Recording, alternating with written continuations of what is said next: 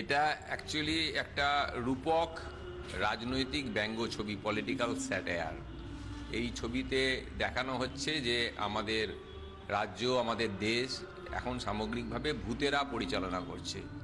সমকালীন সমাজে নানা অসঙ্গতি ও অন্ধকার বাস্তবতাকে রূপক ও ব্যঙ্গের মাধ্যমে তুলে ধরতে আসছে নতুন চলচ্চিত্র ভূত জিকর। ছবিটি একদিকে যেমন বিনোদনের নানা উপাদানে ভরপুর, অন্যদিকে তেমনি গভীর সামাজিক বার্তাও বহন করে। চলচ্চিত্রটির মূল কাহিনীতে দেখা যায় রাজনৈতিক ভূত ও ডাইনিদের প্রভাবের কারণে মানব সমাজে দুর্নীতি, হুমকি এবং নারীর বিরুদ্ধে অপরাধ চরম আকার ধারণ করেছে। গল্পের সাম্প্রতিক এক ভয়াবহ ঘটনার উল্লেখ রয়েছে, যেখানে এক মহিলা চিকিৎসকের বিরুদ্ধে সংঘটিত অপরাধ গোটা সমাজকে নাড়িয়ে দেয়। ন্যায় বিচারের আশায় তার পরিবার বারবার দরজায় কড়া নাড়লেও শেষ পর্যন্ত সব প্রচেষ্টা ব্যর্থ হয়। সাধারণ মানুষ প্রতিবাদে রাস্তায় নামলেও ক্ষমতার অন্দরমহলের গোপন সমঝোতার কারণে অপরাধীরা শাস্তির বাইরে থেকে যায়। হাস্যরস, সাসপেন্স ও ভয়ের আবহের পাশাপাশি ছবিটির আরেকটি বিশেষ আকর্ষণ হলো সঙ্গীত।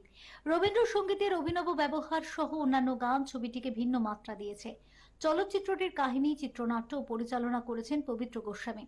গীতিকার হিসেবেও তিনি কাজ করেছেন। এটা অ্যাকচুয়ালি একটা রূপক রাজনৈতিক ব্যঙ্গ ছবি, পলিটিক্যাল স্যাটায়ার। এই ছবিতে দেখানো হচ্ছে যে আমাদের রাজ্য, আমাদের দেশ এখন সামগ্রিকভাবে ভূতেরা পরিচালনা করছে। কারণ দেখবেন যে এই মুহূর্তে আমাদের রাজ্যে বা আমাদের দেশে মূলত মেয়েদের উপর যে ভয়ঙ্কর অত্যাচার বিগত বেশ কিছু বছর ধরে হচ্ছে, তাতে কিন্তু কোনো ঘটনায় কোনো শাস্তি হচ্ছে না।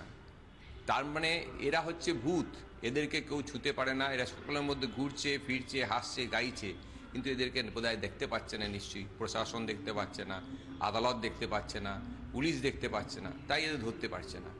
এইভাবে আমরা এটা দেখিয়েছি যে একটা ভূতের রূপকের মাধ্যমে যে সামগ্রিকভাবে আমাদের দেশ, আমাদের রাজ্য ভূতের দখলে চলে গেছে এবং তার বিরুদ্ধে মানুষ লড়াই করছে। ভূতজিকর প্রযোজনায় রয়েছে ছবি ফিল্মস। ছবির প্রধান শিল্পীরা মূলত থিয়েটার ও চলচ্চিত্র জগতের অপেক্ষাকৃত নতুন ও অপরিচিত মুখ, যা এই ছবিকে আরো বাস্তবসম্মত করে তুলেছে বলে মত চলচ্চিত্র মহলের। ফিউরো রিপোর্ট, চ্যানেল 10।